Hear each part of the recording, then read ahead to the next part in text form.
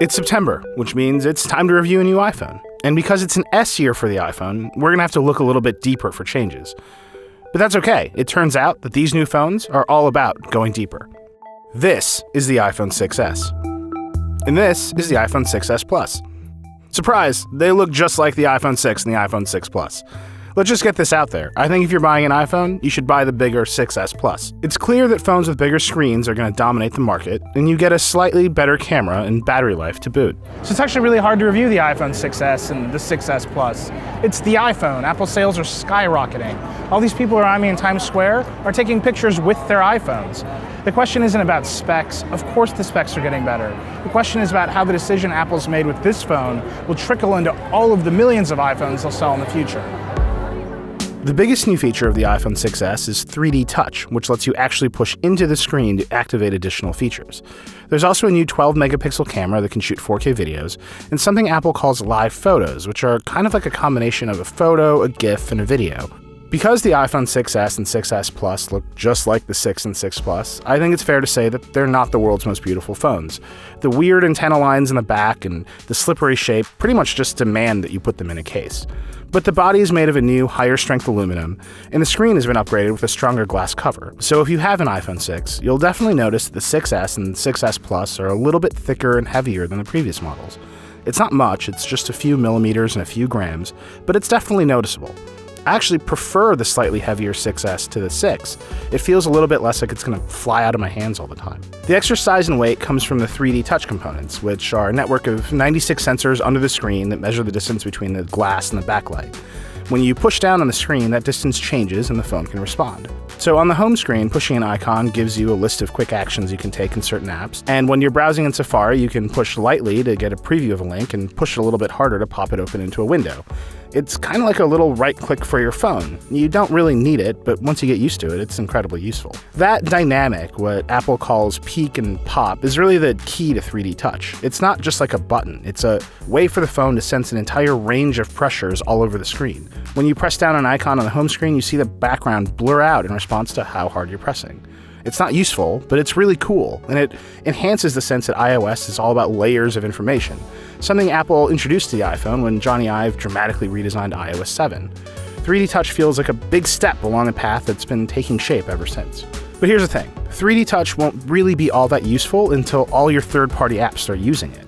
Right now, it only really works in Apple's apps, so it's actually kind of easy to forget about it. Especially since Apple's built-in iPhone apps like Mail and Calendar are kind of the weakest parts of the iPhone. And that means 3D Touch won't make a lot of sense for the next minute. There's not a lot of rules for how app developers should use it. We're going to need a whole language for all these new kinds of pokes and presses. It's going to take a while. The upside is that 3D Touch already feels much more natural than Force Touch on the Apple Watch, which kind of does wildly different things in different apps. And demos from apps like Instagram and others are pretty encouraging. And the potential for pressure-sensitive gaming is off the charts. 3D Touch might make games on the iPhone something much more exciting than just furiously swiping on the screen. The other big new feature of the iPhone 6S is the upgraded cameras. The most important change might actually be to the front camera. It's now 5 megapixels up from a tiny 1.2. That means it takes dramatically better photos and videos. Just a thing for selfies, Snapchats, and FaceTime. And the entire screen lights up as a flash, which means low light shots with the front camera are much improved as well. On the back, Apple's boosted the resolution of the rear camera to 12 megapixels up from 8 and added the ability to shoot 4K video. The iPhone has always taken the best and most natural photos of any phone, so this is a pretty mild update. The actual photos from the iPhone 6S aren't dramatically better than the photos from the iPhone 6. They're better, but not so much intensely better that you'll notice a difference if you're just sharing them on Facebook. You'll need to really blow them up to see the improvement. Both cameras can take Apple's new live photos, which are a little strange. When you press the shutter button, you'll see a little live indicator pop up, letting you know that the phone is recording a few frames before and after your shot. Later, in your camera roll, you can 3D touch the photo to play back a short audio and video clip of what you've captured.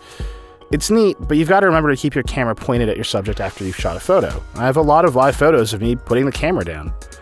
You can share live photos with anyone using iOS 9, watchOS 2, or OS X El Capitan. Apple also says it'll put out an API to let live photos work in third-party apps and on the web, but I'm not really holding my breath for them to take off. If you want to record short videos, apps like Vine and Instagram already work great. They work everywhere, including Android phones. And live photos take up double the space of regular photos, so having every single photo you take include a short video seems like overkill.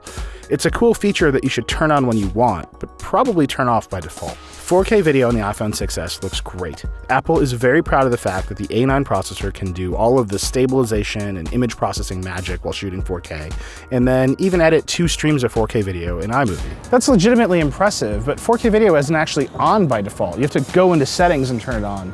That's because it takes up a huge amount of space to record in 4K, and there's not a lot of places to watch that footage. You need a 4K TV or a really high-resolution monitor. Think of it as a pro feature. It's great to have, it'll be nice in the future, but you're not going to really use it day to day.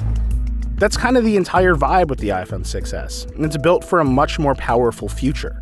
It has a ridiculously fast processor. It finally includes 2 gigs of RAM, so apps and web browsing are smoother than ever. The fingerprint sensor on the front is faster. And I got about the same battery life as an iPhone 6, around a full day with normal use.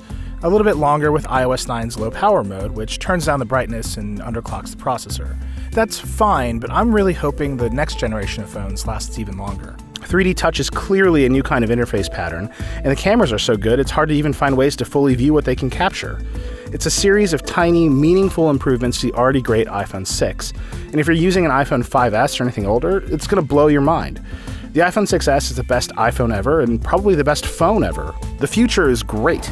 But here's the thing, until a couple weeks ago, the iPhone 6 was the best phone ever made, and it's still pretty damn good. In fact, I can't say that it's worth upgrading to the 6S from the 6. It'll definitely be worth it when every app supports 3D Touch, but by then, you'll be buying an iPhone 7.